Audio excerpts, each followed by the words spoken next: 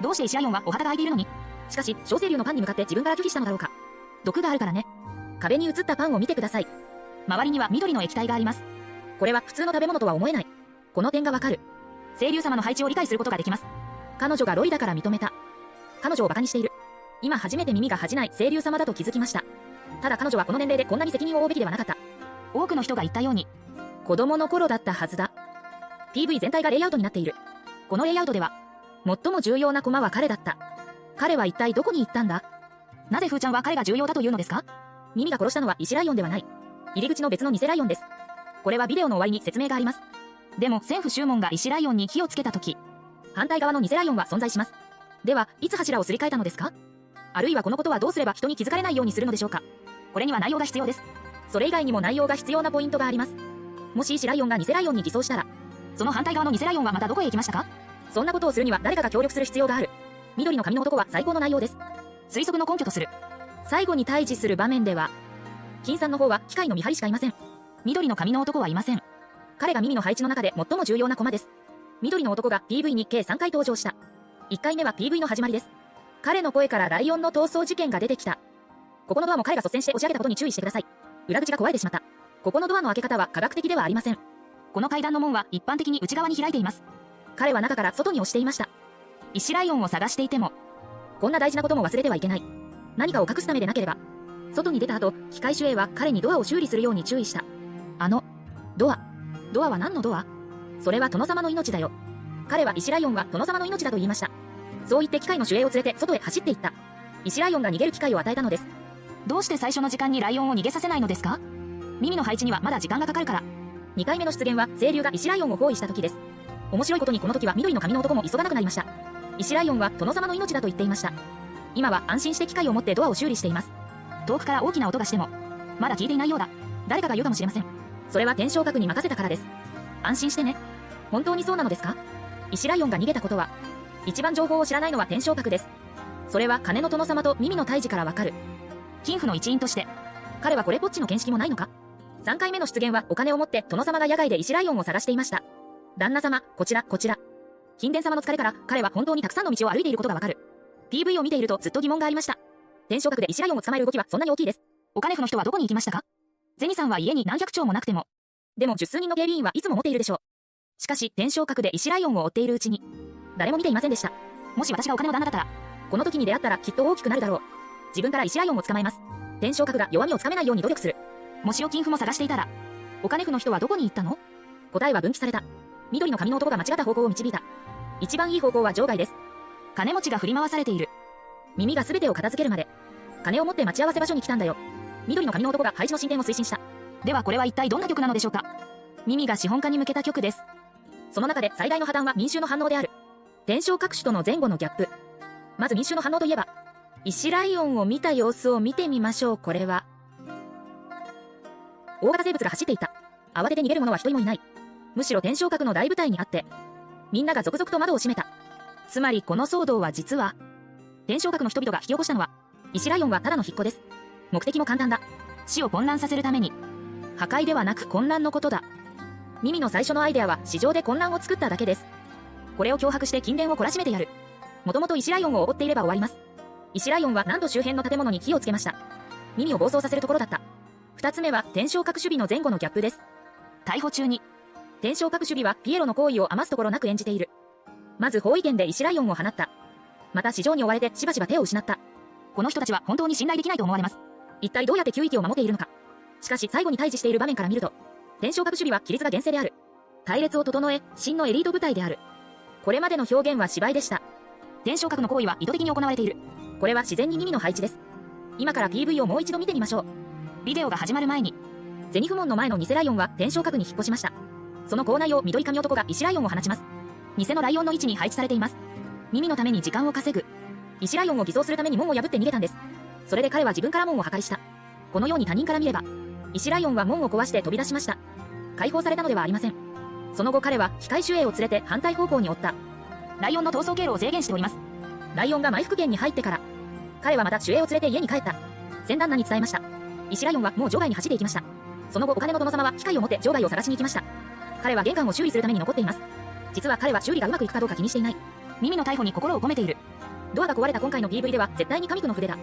多くの情報を教えてくれるからです。ドアが壊れている。ドアが倒れなければ誰も出入りしないということです。ドアが倒れたら家には誰もいないということだ。誰も夜に耐えられない。自宅の玄関は壊れていますよね。だから金の殿様はとっくに騙されていたと推測しています。石ライオン比でビルを焼くまで。ドアがやっと倒れた。これは注文の緑髪の男と守衛がもう家に入ったことがないということです。直接場外に行って金の殿様を見つけたんです。ライオンを探し続けて。この時です。もう一匹の偽ライオンも天正閣に引っ越しました。石ライオンの台座をよく見てください。上にはまだ石が残っている。これは暴力的な作業の表現です。もし府内に本当に誰かがいたら、どうしてドアの外で誰かが偽物のライオンを盗んだことに気づかないのですか？これも政府全員が出動した理由だと思います。この時ミミは石ライオンを征服しました。最後の待ち合わせ場所を用意する。ミミは最初はそうだった。でも意外にも事故があったんです。石ライオンが家を焼いた。家を焼くといえば、ここの回転場は20回も見られません。ミミが回転する角度を探すためです。彼女が立ち上がった様子を見てみましょう。この時の後ろ。左に木があり、右に低い家がある。レンズの回転に合わせて、この角度のシーンは対応しています。でも一回りしたら、ミミの真向かいのシーンが合わなくなりました。ミミだと思って方向を変えました。しかし照合することで、最初のシーンはこちらには死後はありませんでした。風ちゃんはどうしてこんなに手間をかけてこれを悩んでいるのですか？なぜなら円形から見ると、事件地には確かにこのようなビルがあります。これを研究するのもミミが見たことを見分けるためです。本当のシーンなのか思い出のシーンなのか。左のはしごと提灯。ミミが起きたばかりの画面には現れませんでした。ここは思い出の可能性が高いです。火事でミミの思い出を呼び覚ましたのなら。ではミミが見ているあのビルはどこですか？家族が死んだ時ですか？ PV から見ると、天正閣は戦いが難しいだけでなく、悪勢力と戦わなければならない。これは伝統では珍しくありません。林野の父春信陽。死の原因は今でも謎だ。林野もよく下城に行って手がかりを探しています。フィオナはインナスでも容易ではありません。どの政策も核勢力の特質をバランスさせなければならない。ナツサの避難所はなおさらです。最後まで生存者が暖を抱えて暖を取る場所だった。リーダーになるのは簡単ではありません。ゼニさんは清流に失礼しなくてもいいです。ミミの両親に失礼な人がいるかもしれません。利益のために悪意を起こす人は決して少なくない。ミミの身の上話の裏に巻き込まれているのは暗い現実かもしれない。画面が一回りする。ほら、可愛い子がいて怖いです。4本の短い足を踏み出して亡命した。これは誰ですか？わざわざゲームに行ってみました。やっぱり分かりにくいことに気づきました。しかしなぜ PV ではライオンと呼ばれるのでしょうか？分かりにくい資料を見てみましょう。石ライオンのような形をしている。もし石ライオンが本当に生物だったら、これではなく、本当に珍しい石ライオンかもしれません。だから選択して寝ることができるのではないかと悩んでいます。本当にペットかもしれません。体が大きくなっただけです。長いのは少し似ている。現場が降りてくるにつれて、暴走したミミが駆けつけた。こちらのミミの手首にご注意ください。武器はその上にはめ込まれたものと雷に共鳴した。ミミの腕甲も決して凡品ではないことがわかる。それからひとしきり操作が虎のように激しくなった。竹林が205に破壊された。ミミの戦いは目を楽しませた。遊び心もあるし、清流もついてきて攻撃します。この宝に向かって夢小清流。米米も袋に収めなければならない。最後の一手で第一天竜は戦いを終えた。そして崖のそばに待ち伏せを設置しました。この時緑髪の男が金符を持っていた人が遅れていた。私は疑っています。緑髪の男がいなければ道を案内する。彼らはここが見つかりませんか？信州は大きいですから。お金の殿様が息を切らしている間に、緑の髪の男はツルツルしている。その後は二人の栄帝間の対決です。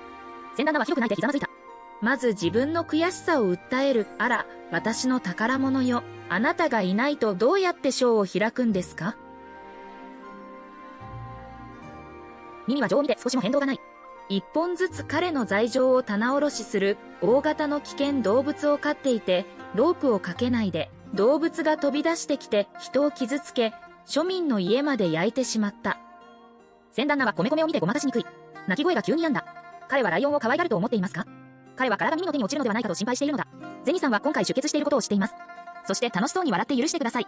損失を賠償しようとしています。でもミミ部のこの曲はそれだけではない。船団もすぐに気づいた。今年の私は消費で2割の利益を譲ることを自主的に提案した。ミミは明らかに満足していない。5年で5割。これも金蓮様の一線に触れました。表情もこびなくなった。彼はここでミミを乾かすつもりだ。清流殿、笑ったでしょう。地主の家にも兵糧がありませんね。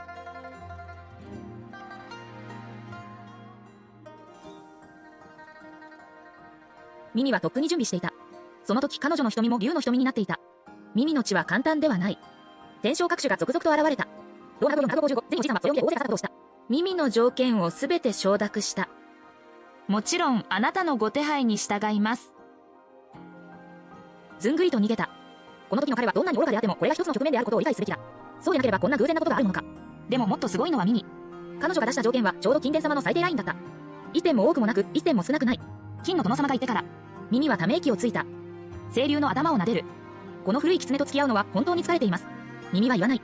主役とサリーも疲れています。幻冬の中には狐が多すぎますから。仕事が終わった。石ライオンも適切に配置しなければなりません。実行者の乗り物になればいいと思います。守衛が下がってから、ベイベーは心がゴミ雑珍である。今回は彼女のミスだ。大暴れしようとしただけだった。自分のコマ王の称号に基づいて、民衆はこれ以上何も言わない。自分で機械を借りて金の殿様を叩くことができる。しかしライオンの噴火は予想外でした。もう少しで大きな災いを引き起こすところだった。結局民家の財産を壊してしまいました。ミミは深い自責に陥った。対価を見たので、悪い思い出も呼び起こしました。ミミは両手で膝を抱くしかない。自分を慰めている。清流はそれを見てミニ形態になった。米を喜ばせようとする。こんなにベタベタした可愛い子に。ミミの気分もだいぶ良くなりました。また帰って鍋を食べるつもりです。5で家に帰って鍋を焼きましょう。静かに教えてあげる。鍋は本当に食べました。でも清流が鍋を食べさせただけです。コアオリュウの歯口は本当にいいと感心せざるを得ません。今回のミミ PV はストーリーのピークです。有明線にも安線がある。そして物語は完全です。手がかりも PV にあります。ちょっと頭がかかるだけです。剣が読めないので楽しい面白い物語を見たと思います。しかし理解してこそ清流の背後の配置を発見することができます。ドアが壊れました。石ライオンは全て伏線です。ミミも決してロリほど簡単ではない。小説の考え方に従う。ミミの無邪気さは、彼女に不利な人を惑わすために。木は臨風に秀でて必ず破壊する。豚に扮してこそ虎が美味しい。ミミの立場は私たちが思っていたより難しい。幸い彼女には忠実な部下がいた。天正閣は彼女のしっかりした後ろ盾だ。しかしこれが彼女のストレス源になりました。天正閣という力を持っているからこそ、彼女は信州を守る責任を負わなければならない。信州信仰の住人。同時にベイベーの身の上も風だ。どんな経験なんですか？ロリーを州の主にしたのか？詳細はこちら。テストしてみましょう。はい、今期はこれで終わります。枯渇に注目する。違う幻の塔を体験して